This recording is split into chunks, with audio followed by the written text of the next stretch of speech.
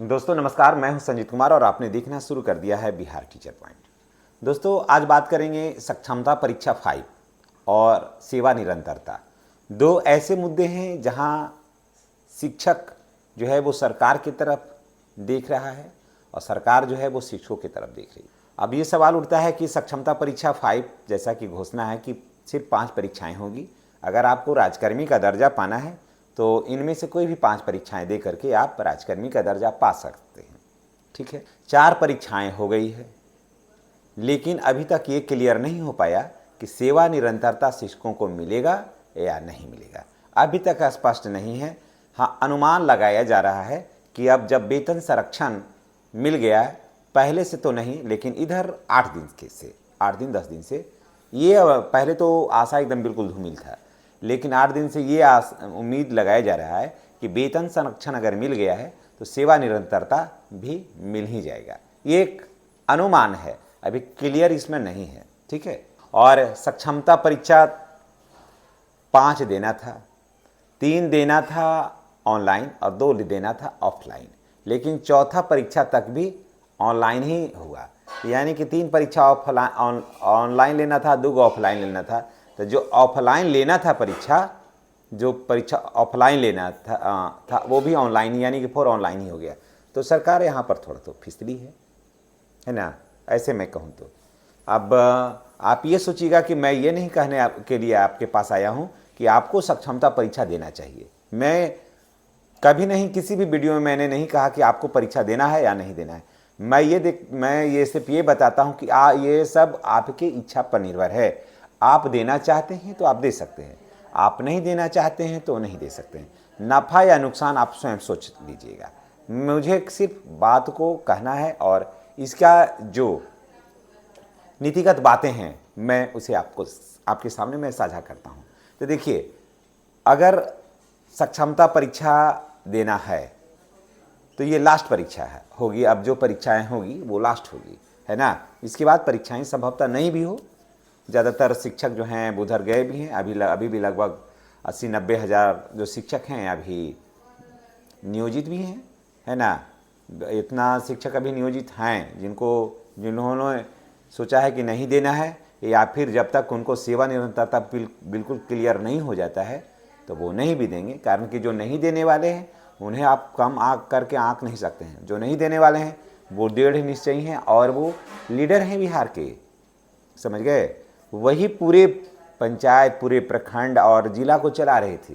ये सब संचालन करता हैं, ये योद्धा हैं जो अभी बचे हुए हैं। मैं ये नहीं कह रहा, आप समझिएगा कि जो चले गए वो कायर हैं या कमज़ोर है, लेकिन मैं ये कह रहा हूँ कि जो बचे हुए हैं ना उनको कम करके आंकना भूल होगा। ये सरकार भी इस बात को जानती है, इसलिए सरकार भी नियोजित शिक्षकों के विरुद्ध कुछ भी कहने से बचती है। कारण कि सरकार पहले ही ऑलरेडी कह चुकी है कि जिनको वर्तमान शर्तों पर, सरकार ये पहले कही है, इस बात को जानिए कि जिनको वर्तमान शर्तों पर राजकर्मी का दर्जा प्राप्त करना है वो सक्षमता परीक्षा दे करके वो राजकर्मी का दर्जा प्राप्त कर सकते हैं।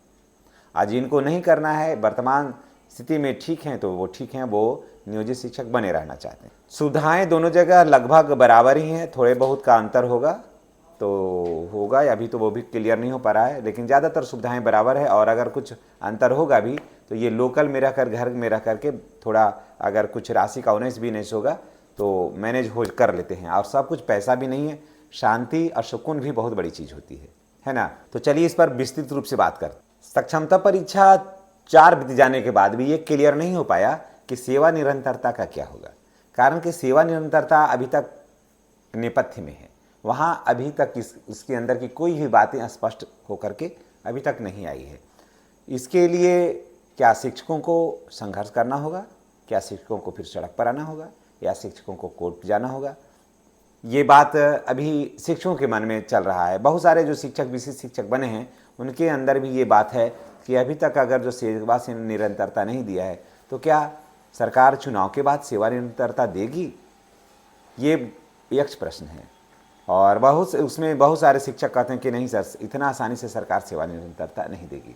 दूसरी तरफ जो विशिष्ट नियोजित शिक्षक हैं वो सोच रहे हैं कि हो सकता है बाद में सेवा निरंतरता दे दे, और सेवा निरंतरता अगर जो बाद में दे दिया तो हम नियोजित हैं तो आगे क्या होगा, क्या इसमें ज़्यादा फायदा है। तो मैं फ़ायदा मुझे तो बहुत दूर दूर तक को बहुत ज़्यादा फ़ायदा नहीं नज़र आ रहा है। अगर विशिष्ट शिक्षक भी बन जाएंगे तो बहुत ज़्यादा फ़ायदा तो नहीं होगा। कारण कि इसमें एक आध इंक्रीजमेंट आगे पीछे हो सकता है, इसके लिए मैं नहीं कह सकता हूँ, लेकिन इससे ज़्यादा नहीं होगा। एक आध इंक्रीजमेंट होगा, या फिर जो प्रधान शिक्षक बने हैं, ऐसा नहीं है कि विशिष्ट शिक्षक से ज़्यादा उनको वेतन मिलेगा, ऐसी भी कोई बात नहीं है। एक आधे इंक्रीजमेंट आगे होगा, उससे ज़्यादा वहाँ पर भी नहीं होगा। सारे शिक्षकों को एक सूत्र में, एक रूप में, एक रंग में, एक धागे में सरकार पिरो करके रखना चाहती है। सरकार का ये उद्देश्य ये नहीं था कि हम प्रधान शिक्षक लाएंगे तो उनको ये वेतन देंगे, और विशिष्ट बनाएंगे तो ये वेतन देंगे, और नियोजित रहेगा तो डाउन रखेंगे। ऐसी कोई मंशा सरकार की नहीं है। इस चीज़ को एकदम जान लीजिए आप। सरकार की तो फिर सरकार की मंशा थी क्या? सरकार की मंशा है कि शिक्षकों को पार्ट पार्ट में तोड़ दीजिए, समझ गए? शिक्षकों को पार्ट पार्ट में तोड़ दीजिए, ताकि शिक्षक संगठित नहीं हो, ताकि शिक्षक एकजुट नहीं हो, शिक्षकों की बात नहीं भी सुनी जाए तो भी शिक्षा व्यवस्था पर कोई असर नहीं हो, बिहार के विद्यालयों की शैक्षणिक व्यवस्था पर कोई असर नहीं हो। बस सरकार का बस यही मंशा थी, और ये मंशा धीरे धीरे इतना आराम से आया ना कि ये बात बिल्कुल सत्य हो गई कि आज प्रधान शिक्षक चाहेंगे तो आधा घंटा के लिए विद्यालय में ताला नहीं लगा सकते, इतना ताकत नहीं उनमें है, समझ गए?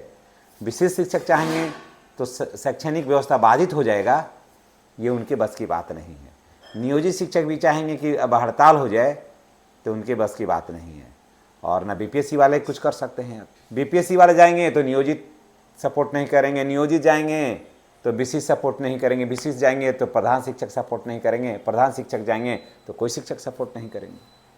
विद्यालय एक ही, विद्यालय परिवार एक ही, काम है एक ही, टुकड़े हैं अनेक वहाँ। क्योंकि है ना, एक स्लोगन था ना, पहले सुना था कि बटोगे तो कटोगे, एक रहोगे सेफ रहोगे, है ना? तो बट गए तो कट गए, इसलिए एक नहीं है तो सेफ अब नहीं है, कोई भी अब सेफ नहीं है। ये नहीं कहें कि हम लोग नियोजित शिक्षक हैं तो सेफ हैं, और आप विशिष्ट बन गए या प्रधान शिक्षक बन गए तो आप कट जाइएगा, नहीं है। सब बट गए और सब कट गए। तो दोस्तों, जो देखिए, अब तो ऐसा स्थिति हो गया है कि सक्षमता 5 आ रहा है चुनाव के बाद, और सेवा निरंतरता, ये दोनों जो है अब ये लास्ट है। और सेवा निरंतरता की अगर घोषणा नहीं होती है तो शिक्षकों के बीच में गजब का असमंजस है। ये चुनाव के बाद ही अब साफ हो पाएगा कि सरकार चाहती क्या है। अगर सेवा निरंतरता नहीं देती है, ऐसे तो देना चाहिए, अभी तो जो स्थिति है उसको लग रहा है कि सेवा निरंतरता मिलना चाहिए। अगर जो नहीं देती है तो फिर तो वहाँ पर बहुत ज़्यादा लॉस हो जाएगा, और अगर दे देती है और जो शिक्षक सक्षमता 5 नहीं भी देना मानते हैं, मिस करेंगे, तो उनको ये लगेगा कि हम राजकर्मी का दर्जा प्राप्त नहीं किए। हालांकि ज़्यादा नफ़ा नुकसान दोनों में से कोई भी नहीं है। तो इसलिए दोनों मुद्दे जो हैं, इस पर अभी बहुत कुछ कहना उचित नहीं है, लेकिन ये दोनों मुद्दे जो है ना, वो शिक्षकों को फंसा करके रखी है ना।